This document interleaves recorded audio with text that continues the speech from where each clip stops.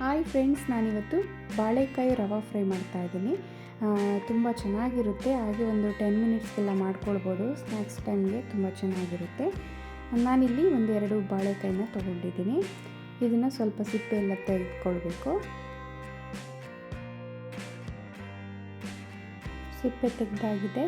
ಈಗ ಕಟ್ ಮಾಡ್ಕೊಳ್ತಾ ಇದ್ದೀನಿ. ಈ ಸೈಜಲ್ಲಿ ಕಟ್ ಮಾಡಿಕೊಂಡ್ರೆ ಚೆನ್ನಾಗಿ ಬರುತ್ತೆ. ಆ ಒಂದೇ ಸೈಜಲ್ಲಿ ಕಟ್ ಮಾಡಿಕೊಂಡು ಚೆನ್ನಾಗಿ ತೊಳಿಬೇಕಾಗುತ್ತೆ. ಒಂದೆರಡು ಸಲ ನೀರಲ್ಲಿ ಚೆನ್ನಾಗಿ ತೊಳ್ಕೊಳ್ತಾ ಇದ್ದೀನಿ. ತೊಳೆದ ನಂತರ ಅದೇ ಇಟ್ಕೋಬೇಕು ಒಂದು ಪ್ಲೇಟಿಗೆ.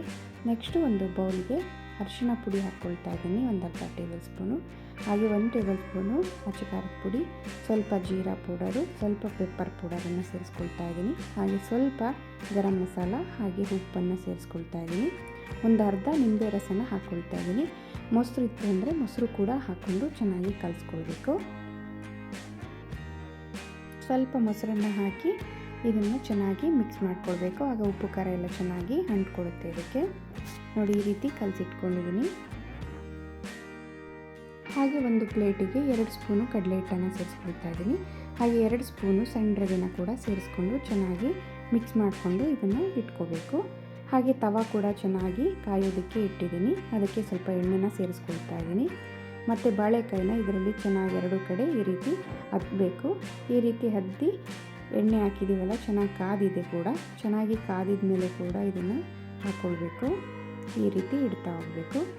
ಹಾಗೆ ಸ್ವಲ್ಪ ಮೇಲೆ ಎಣ್ಣೆನ ಕೂಡ ಹಾಕ್ಕೊಳ್ತಾ ಇದ್ದೀನಿ. ನಾನು ಜಾಸ್ತಿ ಸ್ವಲ್ಪ ಎಣ್ಣೆ ಬಳಸ್ತಾ ಇಲ್ಲ. ಸ್ವಲ್ಪ ಎಣ್ಣೆ ಹಾಕಿ ಚೆನ್ನಾಗಿ ಫ್ರೈ ಮಾಡಿಕೊಂಡ್ರೆ ಚೆನ್ನಾಗಿ ಫ್ರೈ ಆಗುತ್ತೆ. ನೋಡಿ, ಈ ರೀತಿ 2 ಕಡೆ ಫ್ರೈ ಮಾಡಿ ತಗೊಂಡ್ರೆ ನೋಡಿ ಬಾಳೆಕಾಯಿ ಫ್ರೈ ರೆಡಿ ಆಗುತ್ತೆ. ತುಂಬ ಸಿಂಪಲ್ಲಾಗಿ ಒಂದು 10 ಮಿನಿಟ್ಸ್ಗೆಲ್ಲ ಈ ಸ್ನ್ಯಾಕ್ಸು ರೆಡಿ ಆಗುತ್ತೆ. ಟೇಸ್ಟು ಕೂಡ ಸೂಪರಾಗಿರುತ್ತೆ. ನೀವು ಇದೇ ರೀತಿ ಒಂದು ಸಲ ಟ್ರೈ ಮಾಡಿ ಹೇಗಿತ್ತು ಅಂತ ಕಮೆಂಟ್ ಮಾಡಿ. Okay, thank you.